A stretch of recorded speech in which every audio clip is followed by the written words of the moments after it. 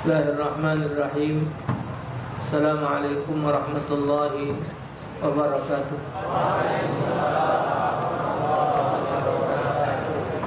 Alhamdulillah wassalatu wassalamu ala Rasulillah la nabiyya wa la rasula ba'da wa ba'du. Alhamdulillah, syukur dengan izin Allah Ta'ala kembali kita ditemukan dalam keadaan sehat walafiat. Semoga semua nikmat yang Allah karuniakan kepada kita dapat menjadi jembatan untuk menuju kebahagiaan kelak di hadapan Allah. Salawat seiring salam kita haturkan kehadiran junjungan Nabi besar Muhammad sallallahu alaihi wasallam serta keluarga dan para sahabat beliau. Semoga kita termasuk umat beliau yang akan mendapatkan syafaat beliau kelak di akhirat. Amin ya rabbal alamin.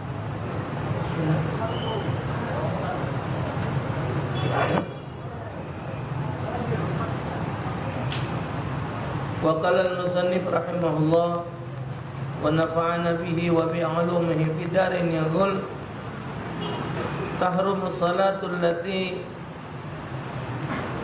laisa laha sababun mutaqaddimun wala muqarinun ghairi harami Makkah fi khamsati awqat.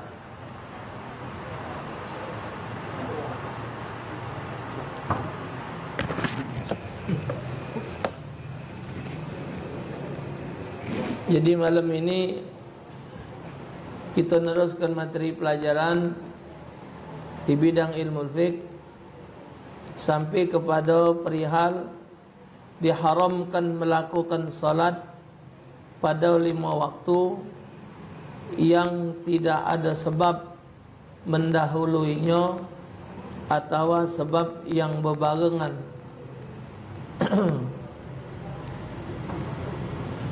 Wala tanaqid hina idin wala yakfuru biha, dan salat tersebut tidak sah ketika demikian keadaannya, namun tidak menjadi kafir jikalau melakukannya dengan sebab melakukan salat. Bukan artinya haram di situ kita ngelaku ke salat tu jadi berdosa, tidak. Tapi tidak sah, tidak ada gunanya, tidak ada manfaat.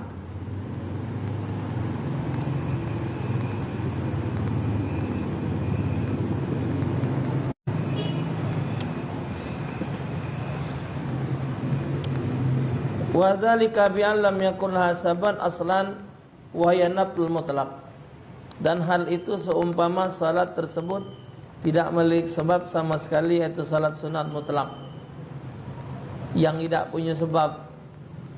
Yang tidak punya sebab itulah namanya salat mutlak.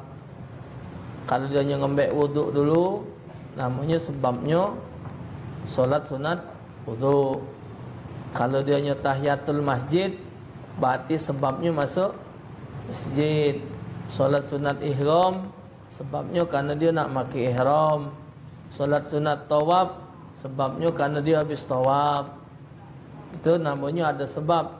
Yang salat mutlak itu salat yang tidak ada sebab.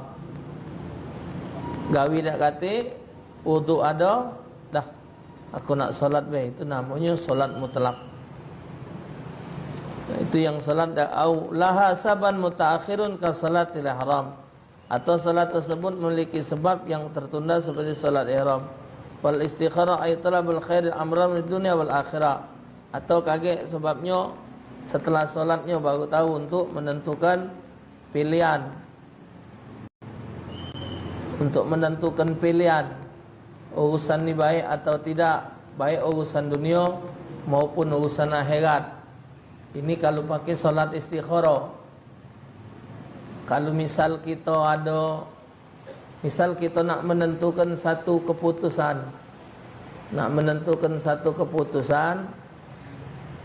kita tidak ada dengan salat, pacak juga. Caranya dengan membek Quran. Ini kamu-kamu ni nah. Misal ada betina, misal kalau nasib ada betina galak, halu. Men ya kalau kita ni Belagak tu tidak, cuma jadi rebutan wong. Kita nak menetapkan siapalah yang bakal baik jadi pasangan yang nak kita terima macam itu. Dengan solat istikharah. Man tak boleh milih. Jadi kalau kita dapat dalam petunjuk istikharah, itulah yang harus kita terima. Karena Allah milihkan kepada kita yang terbaik. Kadang uji kita asa an tuhibbu syai'an wa huwa syarrul lakum wa asa an takrahu syai'an wa huwa khairul lakum. Kadang kalau jika kamu tidak baik, menurut Allah itu baik untuk kamu. Kadang kalau jika kamu itu tidak baik, menurut Allah baik untuk kamu. Jadi tetap mana keputusan Allah itulah yang kita terima. Solat, kali tak pakai solat, pakai Quran. Jadi kita solat sunat dulu 2 rakaat. Namanya solat mutlak, usalli sunatan rakaatain lillahi ta'ala. Iftitah baca Fatihah, ayatnya Al-Kafirun rakaat pertama, rakaat kedua setelah Fatihah baca suratul Ikhlas, Qulhu. Selesai solat ambil Quran. Misal Quran. Ini Quran ini, ya. Nah, Quran. Kan ditutup Quran tu. Bismillahirrahmanirrahim, baca Fatihah dulu. Ya Allah ya Tuhanku, tunjukkanlah kira-kira aku ni dengan siapa nama budak itu. Misal namanya si Anu. Atau aku ni nak bergawi ni, ada 2 pilihan. Aku ni nak bergawi, apa digawi korang? Aku ni apa bergawi kantor ini, apa bergawi kantor ini. Nah, misal kita sudah ada ketentuan ini, ada 2 pilihan. Yang mana? Nah, kita niat ke dulu. Ya Allah, tunjuklah aku petunjuk, aku bergawi di kantor itu. Bagus apa tidak? Atau ya Allah, aku nak milih si Anu. Si Anu binti si Anu, bagus apa tidak? Sudah selesai baca Fatihah. Kan tak boleh milih Quran ni. Dah ditutup kan? Ya, tutup Nah, bukanya basing bukanya basing. Tak nyingok suruh apa, halaman berapa tidak, pokoknya basing. Termasuk nak nentu kegawian, termasuk nak nentukan jodoh, sekolah, segala macam. Sudah buka? Bismillahirrahmanirrahim. Basing milih yang mana Nah, mukanya mesti terbuka rai 2. Posisinya 2. Posisi 2. Pertama jingok surahnya, surah apa dulu? Jingok surahnya. Misal kapan jingok surah Nur. Cahaya ini. Ini ada alamat. Alamat bagus. Misal suratul Ahzab. Tempuh. Ini bakal masalah. Jadi jingok dulu surahnya. Misal surahnya surah Al-Ankabut. Al-Ankabut tu laba-laba. Berarti ini agak ada kelemahan. Sudah selesai. Anda lihat, mulai dari pojok sebelah kanan. Quran dibuka tadi, jingok pojok sebelah kanan. Dan mulai sebelah kanan sampai yang pojok sebelah kiri paling bawah. Dijingok, hitung jumlah hurufnya. Yang dihitung bukan galau-galau huruf, cuman pilih 2 huruf. Huruf Shin besar sama huruf Kha. Kalau dalam 2 lembaran dibuka ini, dihitung dari jumlah ayat ini, banyaklah huruf Kha-nya, berarti yang kita tuju tadi baik, lajulah. Kalau hitungan ayatnya tadi banyaklah huruf Shin-nya, Shin besar, berarti itu tak usah digawikan yang ini tadi. Arti Shin besar itu syarrun, kejelekan. Kalau Kha itu khairun, baik, bagus. Tu misal ini yang pertama ni kita jengok banyaklah khonyo.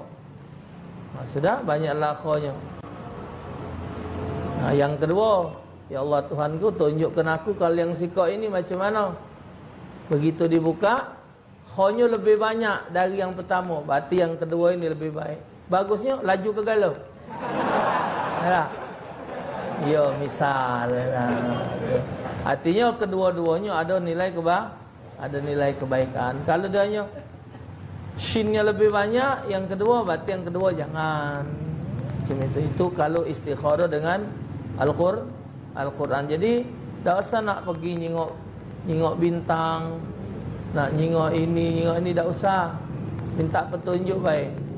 Minta petunjuk Allah Ta'ala dengan melalui Al-Quran. Kan tak payah buka Al-Quran, jumlah hurufnya, jengok huruf dua huruf, banyak huruf kha atau banyak huruf shin. Kalau banyak huruf kha, berarti hal itu baik. Kalau banyak shinnya, berarti hal itu tidak baik. Itu baik tetapnya. Misal nak sekolah, wong tua kita nyuruhnya sekolah kejuruan ini. Wong tua ni kan memberikan yang terbaik untuk anaknya. Cuman karena kita anak ni kadang-kadang menganggap wong tua kita tu tidak baik, sehingga kita bantah. Jangan sampai terjadi perbantahan. Iyo kelah dulu, tunjuk tahu kaget nak istikharah dulu ayah. Aku nak jengok Quran dulu. Mak mana petunjuknya kayak macam mana. Nah, ya Allah, solat tadi kita doa, ya Allah, apa aku ni nurutkan kehendak wong tuaku, apa sekolah di sini yang terbaik. Seandainya aku di sini baik atau tidak. Baca Fatihah, buka. Oh, hurufnya ini, surahnya ini, jumlah ayatnya ini ceritanya. Yang ini begini juga, ini ceritanya. Nah, jadi macam ada yang pernah Ustaz kongkon, wong ada masalah dalam rumah tangganya, Ustaz kongkon solat, dia baca Yasin, kena suruh apa? Surah Al-Kahfi. Dalam gua. Surah Al-Kahfi. Jadi putusannya dilaksanakan perceraian karena terkekang dalam rumah tangga. Ada lagi disuruh ketemu cerita Nabi Musa. Cerita Nabi Musa lagi kecil dimbek oleh Siti Asia.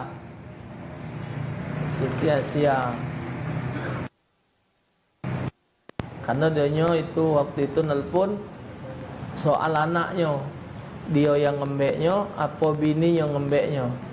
Jadi dalam petunjuk Al-Quran tadi dimbeklah oleh dia untuk mesak ke anaknya tadi. Karena kalau dia dibesarkan di keluarga yang tidak taat ibadat, timbulnya budak ini jadi maksiat. Jadi dengan petunjuk Al-Quran itu sudah jelas, ya. Ini istikharah. Balik solat istikharah tadi, solat istikharah termasuk solat yang sebabnya hasilnya keterbelakangan setelah solat.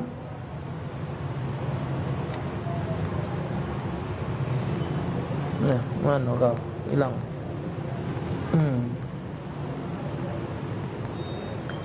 Waqas salati 'inda iradati safar wa 'inda al-khuruj min al-manzil wa 'inda al-qatl wa salati taubah. Seperti salat ketika hendak bepergian, ketika hendak keluar rumah, dan ketika hendak berperang. Juga salat taubat. Wa kharaja bidzalik ma'alahu saban mutaqaddim kafainatin. Dan keluar dari batasan itu salat yang memiliki sebab yang terdahulu, seperti salat yang terpaut oleh qada. Fa in sababahal waqtul madhi, karena sesungguhnya penyebab salat tersebut adalah waktu yang telah berlalu. Jadi kalau dia hanya salat qada, itu termasuk salat yang ada sebab. Tapi solat qada ini tidak termasuk solat sunat. Solat qada itu termasuk solat wajib. Jadi orang yang meninggalkan solat wajib dalam hidupnya, mulai dia akil baligh, semenjak dia akil baligh, itu tidak ada istilah meninggalkan solat. Jadi solat yang ditinggalkannya itu harus dibayarnya. Jadi kalau bahasa kasarnya, mungkin tidak kasar, kita sebagai umat Islam harus menjalani 5 rukun Islam: syahadat, solat, puasa, zakat, haji bagi yang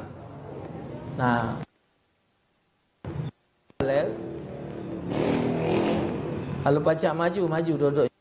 Kalau pacak maju duduknya maju. Kesian yang baru datang. Hari baru jam 8 suapan. Nah, bisa maju enggak? Bisa ya? Nah, maju. Kesian yang baru datang. Yang depan juga ya. Tak ada juga tidak. Bisa lihat.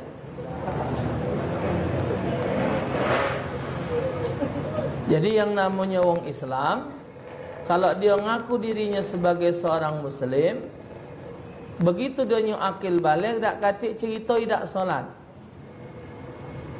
Jadi begitu dia akil baligh, begitu dia sudah mimpi terbelosok, sampai mengeluarkan sperma, itu berarti dia sudah akil baligh. Kita sudah kedatangan menstruasi. Setiap bulan darah keluar dari kemaluannya. Itu artinya dia sudah sebagai seorang yang mukallaf. Wong yang sudah wajib menjalankan hukum syar'i. Hukum syara'. Dia melakukan larangan Allah, dia nanggung dosanya. Dia melakukan ibadah, dia dapat pahalanya. Kewajiban salat ini semenjak dia akil baligh, tidak istilah tidak solat. Dia wajib solat. Jadi tak kata istilah solat tu pacak ditinggal, tak boleh. Jikalau kita meninggalkan solat, maka harus segera dibayar solat itu. Harus dibayar secepat mungkin untuk dibayar. Karena padainullah haqqu bil qada, kata Nabi. Utang dengan Allah tu lebih penting, lebih harus untuk segera dibayarkan. Memang Allah tidak menghutangi kita, cuman kita yang berhutang sama Allah. Kita wajib seorang Muslim setiap hari solat 5 waktu wajib. Kalau ditinggalkan harus dibayar, namanya berhutang. Sampai siapa yang punya hutang solat wajib, dia tidak dibayarnya hutang tadi, maka ibadat solat sunatnya hukumnya haram. Jadi wong yang punya hutang solat wajib, ngelakukan solat sunat tu jadi haram. Kalau dia tidak kata niat untuk mayar qada solat yang dia tinggal. Kalau dia ada niat untuk mayar qada solat dia yang tinggal, qada dibayarnya, sunat digawikannya tak apa-apa. Karena yang sunat itu, kedudukan sunat itu kata Syekh Nawawi dalam kitab Tanqihul Qaul disebut an-nadbu li takmilil faraid. Karena menurut Syekh Ibnu Taimiyah, siapa yang ada punya utang solat wajib, cukup dengan memperbanyak solat sunat. Semakin banyak solat sunat, dia bisa menutupi solat wajib. Itu hanya pendapat Ibnu Taimiyah dewean. Ibnu Taimiyah dewean punya pendapat. Tapi alal madzahibil arba'ah, Imam Abu Hanifah, Imam Malik, Imam Syafi'i, Imam Ahmad ibn Hanbal berpendapat wong yang meninggalkan salat wajib dan qada. Apa gawe dia nak salat sunat? Salat sunat di akhirat tidak Allah tanya. Sebab an-nadbu li takmilil fara'id, kata Syekh Nawawi, kedodoan salat sunat itu untuk nyempurnakan salat wajib. Sebagaimana dalam sebuah riwayat, ketika Allah Subhanahu wa taala menyuruh malaikat Jibril ngecek ibadat seorang hamba, sudah dicek kalau salatnya ternyata mengalami pengurangan. Jumlahnya, nilainya kurang, tidak 100 misalnya, ada nilainya 70, berarti untuk mencapai 100 kurang 3. Nah, kata Allah, ya Jibril, jingok amal sunatnya, solat sunatnya jingok. Nah, dari solat sunatnya tadi sempurnakan yang kurangnya tadi. Jadi 30 tu embek untuk nyempurnakan yang wajib. Tapi bukannya untuk nutup yang wajib. Jadi kalau bahasa kita kampung, solat sunat itu sama dengan dempul. Dempul itu untuk nempulin, nutupi lubang perahu, boh. Tapi perahunya mesti ada dulu perahunya. Perahu tu bocor, tutup sama Kalau dempulnya ada, perahunya kate, solat sunatnya ada. Cuman untuk apa? Tuh. Jadi tidak pacak dinyatakan bahwa wong yang punya utang solat wajib cukup dengan memperbanyak solat sunat. Itu tidak lepas pendapat itu. Tetap dia harus jalankan. Kalau dia punya utang solat wajib, dia harus tunaikan solat wajibnya. Mak mana cara mayarnya? Cara mayarnya sama dengan mayar utang. Wong minjem duit. Kalau wong minjem duit, datang ke rumah dengan irama sedih, dengan muji kita, dengan ngangkat-ngangkat kita, supaya kita tergugah untuk minjemi. Ya aku nih, hatilah sanak yang merhatikan aku, kalau bukan kau tulah. Kau tulah ponakanku sikok-sikoknya. Kalau pokoknya ini. Jadi maksud mangcik tu ngapa? Aku nak minjem duit. Oh ya sudah. Berapa mangcik? Tak perlu banyak, 200 baik. Anakku ni nak sekolah ini, ya sudah. Sudah kita pinjami. Agaknya aku balik ke sebulan lagi. Bayulah mangcik pakilah dokin. Nah, jok ke 200. Sudah sebulan, ada keluarga sedekah di seberang sana, Sungai Lais. Nah, bukan apa mangcik? Sehat alhamdulillah. Aku mayar hutang.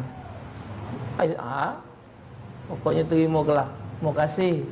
Boleh tak terima ni? Dia mayar di Sungai Lais. Boleh tak mayar?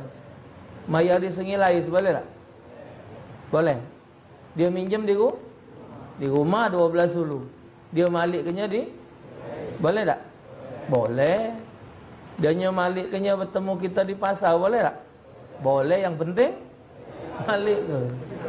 Sama dengan salat qada. Kita ninggalkan salat subuh, qadanya sudah zuhur, jadi ninggalkan zuhur.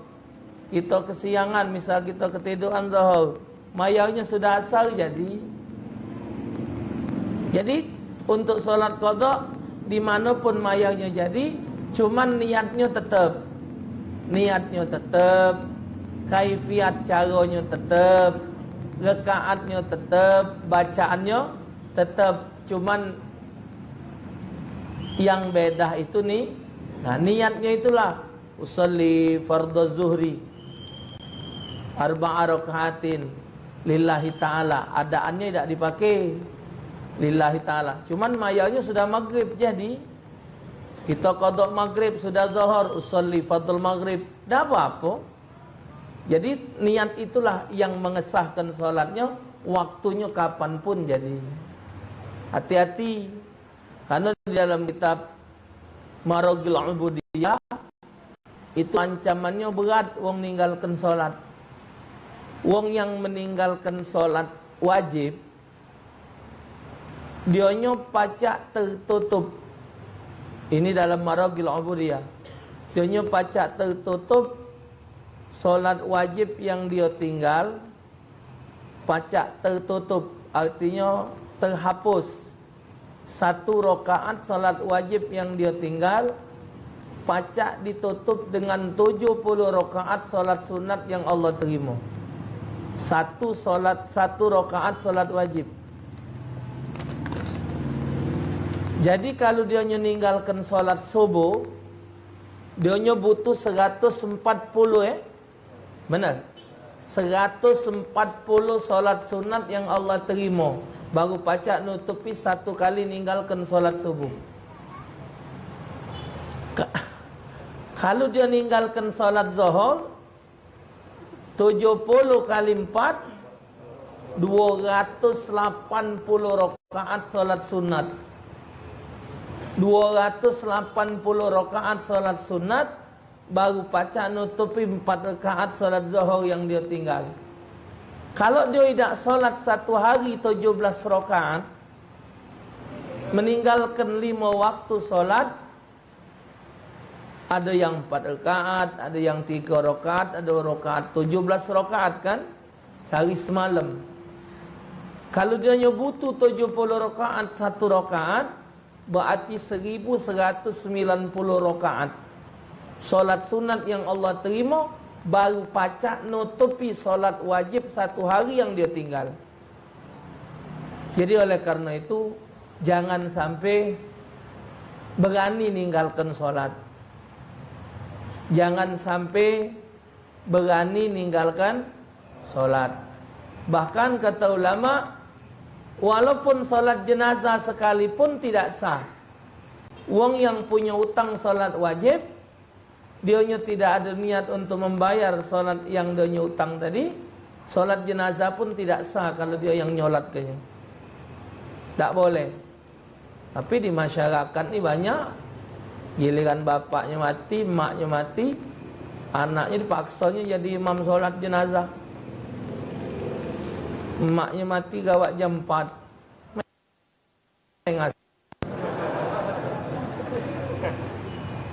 Tu acu-acu tu. Ucap. Masih hidup pula wong. Nak ngongkon anak jadi imam solat, nak ngongkon mantu jadi imam solat tu, dicek dulu, dipekiro-kiro dulu. Siapa donyo ni? Pacak ni anak poida. Ini nak yang muda-muda ni. Ini mendikawin kelebu anak kan. Maksudnya tu nganai, maksud Ustaz tu. Kan kamu anak. Jadi, ya. Nah. Misal, ini misal. Bukan nakut ini. Misal malam ni nah. Ayah kita meninggal. Kira-kira siap tak besok jadi imam salat jenazah? Misal, ini misal. Oh, sani. Misal, ada yang meninggal kayak malam. No, kabul loh, Ustaz. Hah? Ini kan semuanya itu bisa saja terjadi. Yang Ustaz tanya itu sekarang, kamu sudah hadir majelis taklim. Ustaz yakin bukan cuma di sini kamu hadir majelis, di berbagai tempat. Ikut Ustaz Ali Karor, Ustaz Syukri, melok Ustaz Syafi'i, melok Ustaz Nurdin. Bagus. Belajarlah kamu di mana. Jangan cuma melok majelis sini. Ikutilah semua majelis taklim. Tambah ilmu pengetahuan. Anak cuma pacak ngajar macam ini baik. Sementara tempat yang lain, ada yang ngajar tafsir, ada yang ngajar hadis, ya, ada yang ngajar tauhid, ada yang ngajar apa, tasawuf.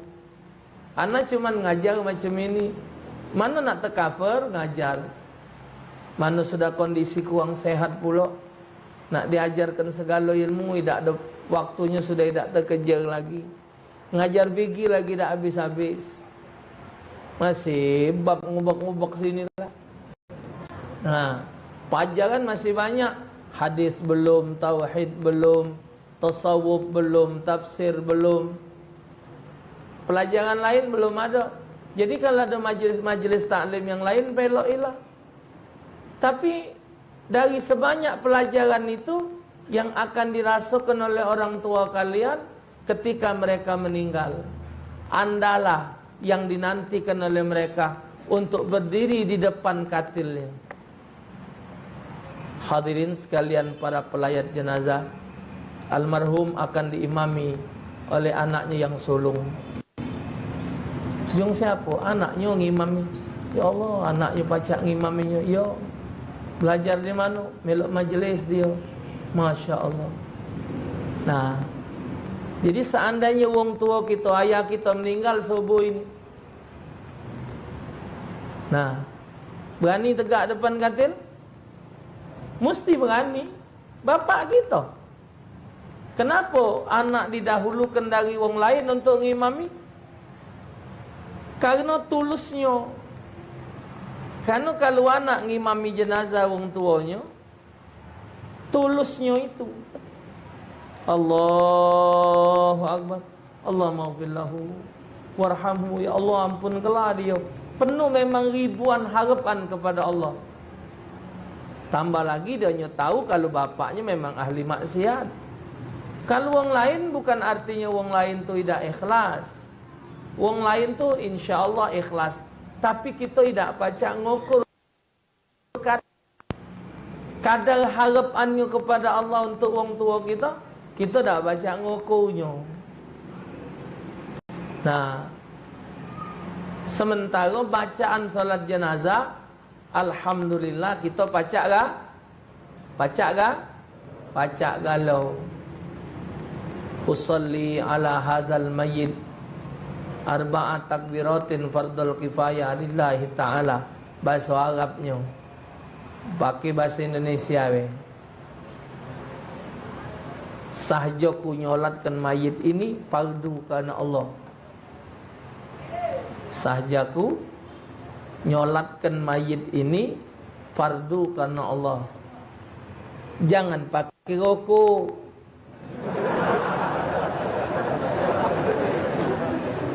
Mentang-mentang ayah kita, aku nak pakai rokok biasa. Lebih abdal. Jolak ke wo. Ya, saja kau nyolatkan mayit ini fardu karena Allah. Allahu Akbar. Bismillahirrahmanirrahim. Alhamdulillahirabbil alamin. Sampai habis. Ar-Dallin. Amin. Allahu Akbar. Allahumma salli ala Sayyidina Muhammad. Jadilah yang afdalnya sama dengan maca tahiyat akhir. Wa ala ali Sayyidina Muhammad kama sallaita ala Ibrahim wa ala Ibrahim. Barik ala Sayyidina Muhammad wa ala ali Sayyidina Muhammad kama barakta ala Ibrahim wa ala ali Ibrahim fil alamin innaka Hamidum Majid. Allahu Akbar. Allahumma ighfir lahu warhamhu. Sudah. Pas. Batas itu jadilah.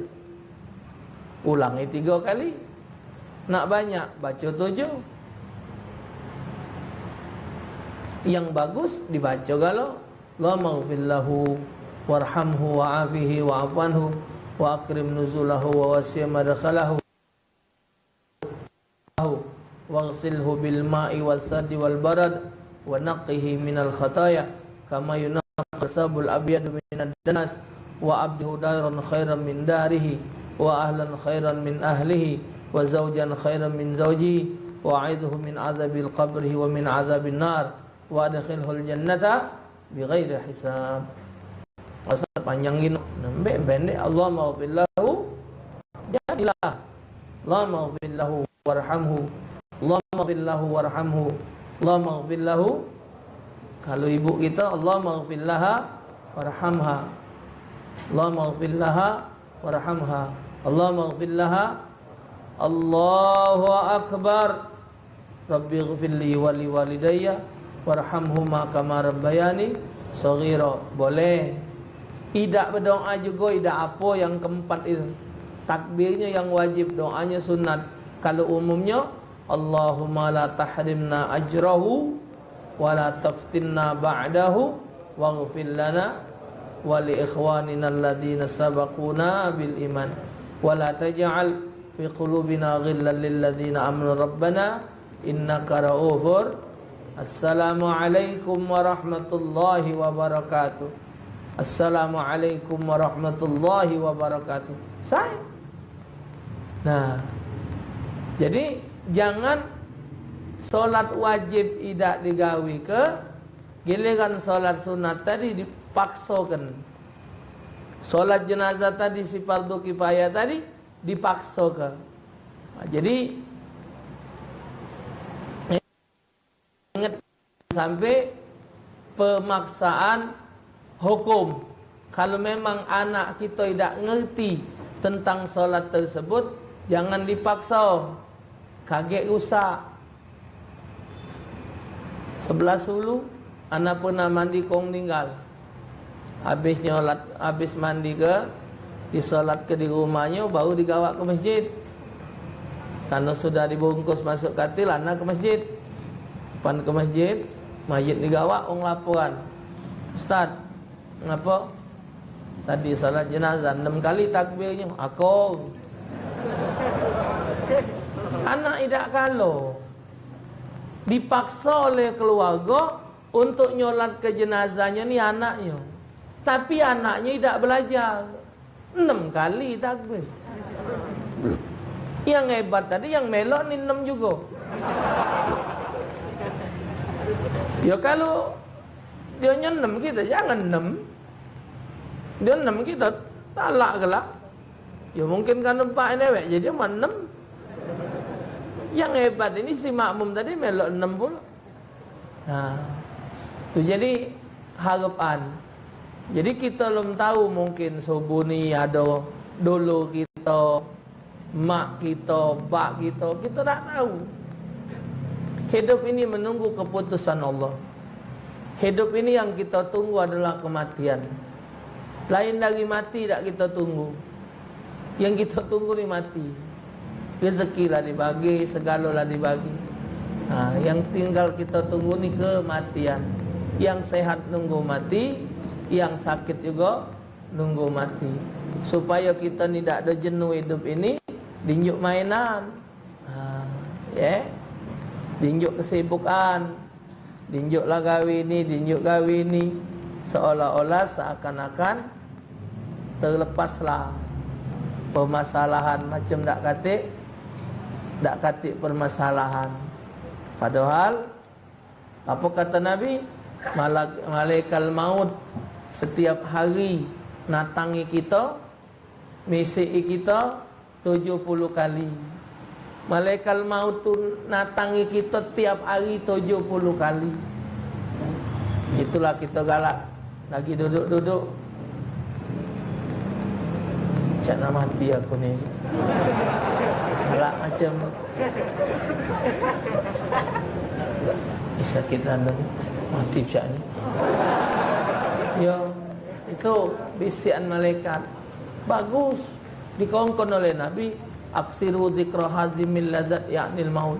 Banyak-banyak kamu ingat sesuatu yang memutuskan kamu dari kenikmatan hidup dunia, yaitu kematian. Perlu dia ingat. Kemarin baru ada yang meninggal di seberang, hadir majlis taklim. Sore-sore sudah asar, hadir majlis taklim. Balik majlis, nyampak bawa rumah sakit, paginya meninggal. Ada kejadian di seberang, hadir maulud. Lagi orang lagi maca kitab maulud, dia hadir sehat. Nyender di besi tiang tenda. Waktu mahalul qiyam, tegak melok ya Nabi. Orang duduk, dia duduk, nyender, meninggal. Tidak ada yang di perhatian. Apa kata Imam Hasan Basri? Jangan kalian tangisi barang yang pasti. Tangisilah diri kalian Kalau dia datang, kamu belum siap diri. Itu yang perlu ditangisi. Kita ini terlena dengan usia yang muda, kesusahan dengan dosa yang dibuat. Kalau memang kita ngasuh banyak dosa dan salah, walaupun hidup 1 detik, itu kesempatan kita untuk taubat kepada Allah. Tapi jangan sampai hidup kita isi dengan hal yang tidak manfaat. Mentang-mentang kita tadi kepengen banyak dapat pahala solat, sekendak-kendak kita solat. Habis subuh solat, habis asar solat, solat terus. Jiwa ngalakkan teman kan ni, matilah ni bisa. Tak katik juga manfaat, Yang diharamkan tadi apa dia? Inda tulu'i syams hatta tarfi'a qadra ruhin. Yang pertama, yang diharamkan melakukan salat itu adalah ketika terbitnya matahari. Hatta tartafi'a qadra ruhin, sehingga seukuran tombak.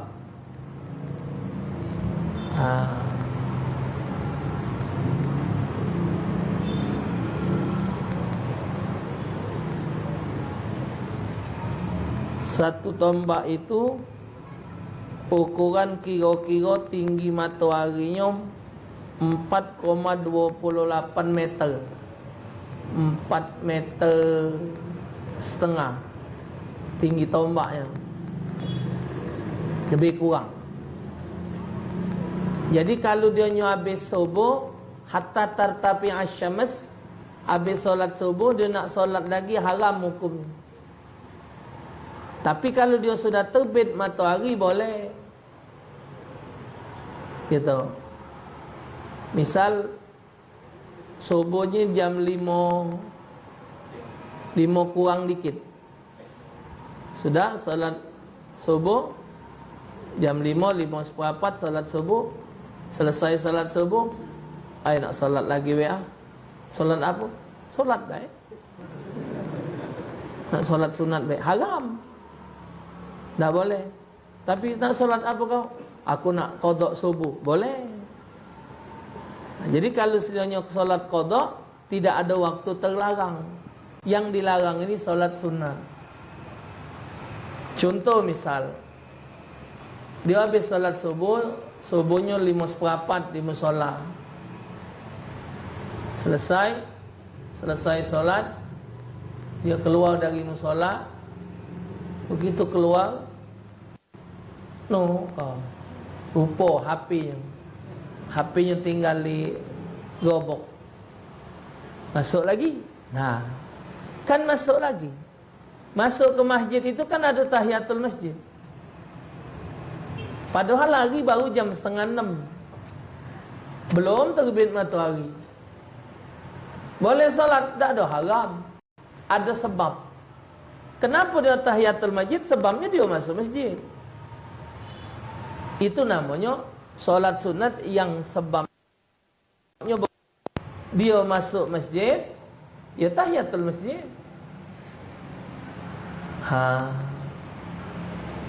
Atau adanya sudah solat subuh, selesai solat subuh, dia kentut. Sudah kentut, dan ini nak ngaji. Biasa sudah subuh tu ngaji. Karena dia batal wuduk, dia ngambil wuduk. Misal 5:04, jam ni 5:04 dia salat subuh, 5:30 tadi dia ngambil wuduk. Setelah salat sunat wuduk, setelah ngambil wuduk, dia melakukan salat sunat. Ini matahari belum terbit. Tapi dia sunnah melakukan salat sunat wuduk. Kenapa? Karena dia ada sebab. Sebabnya dia ngambil wuduk. Jadi dia yang melakukan solat setelah subuh itu tidak terjatuh di waktu yang haram. Karena dia melakukan solat itu ada sebab. Itu maksudnya. Indah hatta wasaniha indal istiwa fi ghairi yaumil jumu'ah hatta tazul. Diharamkan salat juga ketika waktu istiwa. Waktu istiwa itu matahari di tengah-tengah langit. Matahari di tengah-tengah langit nian. Itu tidak boleh kecuali hari Jumat.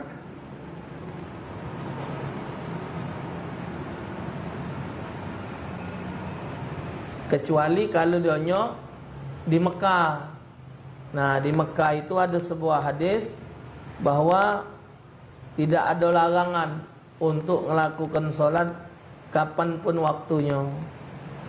Khabar dari riwayat Imam Tirmidzi wa ghairihi, sabda Nabi, ya Bani Abdul Manaf, la tamna'u ahadan tafa bihadzal baiti wa shalla ayyaha sa'atin sya'a min lailin aw nahar.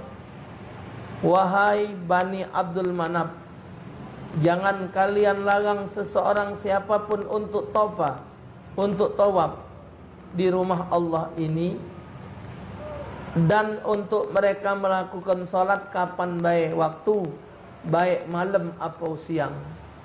Jadi untuk kota Mekah tidak ada waktu tahrim.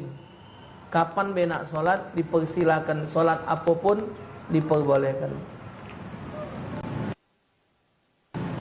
Al-asfar al-isfirari syams hatta taghrib linnahi anis salati fi tilkal awqat.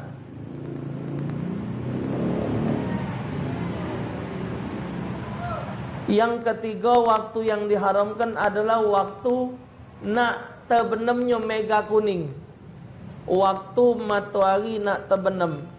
Jadi kalau you pada jingok di pinggir sungai, kita tegak di pinggir sungai, bagian ujung di Pulau Kemarau itu, kalau matahari nak terbenam, ada warna kuningnya. Nah, matahari sudah masuk terbenam, kuningnya masih ada. Nah, waktu kuningnya masih ada ni tak boleh solat. Solat yang ada sebab tadi. Kalau dia ada sebab tak apa-apa. Ya, waktu yang matahari nak terbenam tadi. Wa rabi'uha ba'da salati subhi. Yang keempat, setelah salat subuh, hatta tatlu'a syams, sehingga terbit matahari. Wa khamisuha ba'da salatil asri. Setelah yang kelima, setelah salat asar. Ini waktu hatta taghrib, sehingga terbenamnya matahari. Kesimpulan, yang cuman tidak boleh solat itu 3 waktu. Habis subuh, habis asar, sama matahari tengah langit. Itu kesimpulan dari 5 bagian ini. Cuman yang tidak ada boleh setelah asar itu solat sunat. Nah, ini yang jadi masalah kita di Palembang ini, galak diributkan soal jenazah. Jadi di Palembang ini ada ribut, kadang-kadang, tak ada boleh solat jenazah sudah solat asar. Itu yang dipegang oleh Kiai Cek Ming di Palembang. Kiai Cek Ming belajar dengan Kiai Pedatuan. Jadi cuman kalau di kalangan para habaib tetap walau asal didulukan walaupun mayitnya sudah datang. Tapi kalau di Masjid Agung jenazah digawak sudah asar, solat jenazah didulu ke baru solat asar. Karena dikhawatirkan najisnya kaget keluar. Artinya 2 pendapat itu ada ulama'nya galau. Tidak harus dijadikan persoalan ribut. Ya, didulukan asar jadi, nak dulukan jenazah jadi. Cuman yang harus anda ingat adalah tidak boleh mengikuti solat jenazah 2 kali setelah solat asar. Karena solat jenazah itu hukumnya cuman sekali. Sikok wong sikok, one and one. You one, solatnya one. Jadi sikok wong sikok. Tidak boleh sikok wong itu nyolatkan 2 kali solat untuk 1 jenazah. Itu tidak ada keterangannya. Belum ditemukan keterangan Rasulullah nyolatkan jenazah 1 jenazah 2 kali. Belum. Ana belum ketemu keterangan. Cuman kalau 1 jenazah disolatkan berulang-ulang oleh wong, itu boleh. Misal Dia ni meninggal, disolatkan, pertama sudah tidak muat lagi halaman ini. Wong ni masih ramai nak nyolatkan. Wong ini keluar, masuk wong baru. Jenazah yang tadilah boleh, tapi wong nyolatkannya wong lain, tidak apa-apa. Wong tua na disolatkan di rumah sini solat, Masjid Agung solat, di 14 solat, Mutakin solat, uangnya lain-lain, tidak apa-apa. Kiai Malik Tajuddin 2-3, tidak apa-apa. Jenazahnya sikok, nyolatnya berulang tak. Rasulullah disolatkan berulang-ulang oleh lain-lain wong. Nah kita ni tidak boleh solat setelah solat asar, karena kedudukan solat sunat yang kedua itu jadi sunat dia. Nah solat sunat setelah asar itu hukumnya haram. Kita misal jenazah di rumah sudah disolat ke, kita melok nyolat ke di rumah, sudah dimandi ke lah, dibungkus, masuk katil, kalian jemaah solat jenazah pertama ni khusus anak beranaknya keluarganya melok kita ni sebagai keluarga tadi, Allahu Akbar, melok selesai solat, ini mayat ke nak digawak ke musola atau kemas, sampai di masjid wong solat asar. Kita tadi kan sudah solat jenazah, wong solat asar, kita melok solat asar, benar tak? Sholli fadhil asr, Allahu Akbar. Kelar solat asar, wong masjid tadi kan belum solat, solat jenazah ada wong masjid tadi, baru masuk mayit. Nah wong yang belum tadi nyolatkan, kita lah sudah tadi tak boleh melok lagi, karena jatuhnya yang solat yang kedua ni hukumnya jadi kita melakukan solat sunat setelah asar itu hukumnya haram. Kalaupun kita misal mayitnya digawak jam 2, mayit digawak jam 2, di rumah lah solat, di musola solat lagi, kita melok, yang kedua tu latan akid, tidak ada pahalanya, cuman sebagai doa weh. Kalau doa kata ulama cukup mengangkat tangan, tak perlu nak solat. Itu. Nah, jadi itu yang masalahnya. Tapi kalau untuk nyolat ke jenazah, walaupun setelah solat asar, tidak apa-apa. Wallahu a'lam bishawab.